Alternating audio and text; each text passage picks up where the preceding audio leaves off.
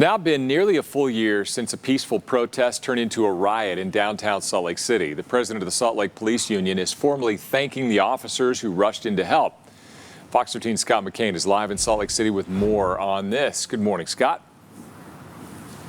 Hey there, Dan. Yeah, kind of hard to believe that where we're standing right now was basically ground zero for what turned into a battlefield on that Saturday afternoon and went on into the evening on May 30th of 2020. Just an astounding series of events. A police car at one point early on was overturned, then set on fire. Meanwhile, the first Salt Lake City officers who tried to get a handle on the situation, they were quickly outnumbered.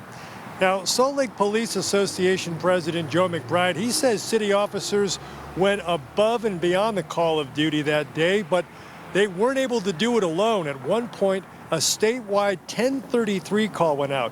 That's code for officers' life in danger and needs assistance. Today, an emotional Joe McBride explaining how that call is never used lightly and how proud he was of the response that day. The call went out and the call was answered. Officers from across this state poured into Salt Lake City without thought for their safety, without thought for their lives. They responded. The call they answered that day saved the lives of officers and of citizens in this city.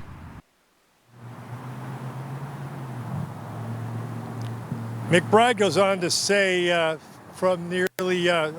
from nearly 3 dozen outlying agencies, some of whom drove nearly 2 hours, ultimately rushed into Salt Lake City to help officers here get a handle on the situation. And McBride goes on to say the events of that day, they're one of many factors that's now led to dozens and dozens, potentially as many as 90 Salt Lake officers to either retire, resign, or move to a different agency over this past year. Now, Salt Lake City Police say they're not sure about the exact number, but they agree it has been a very rough year for law enforcement all across the country and especially here in Salt Lake City. But they say they support their officers and say they are extremely proud of the work they are doing last year and every day here in Salt Lake City. For now, we're live in Salt Lake City. Scott McCain, Fox 13 News, Utah.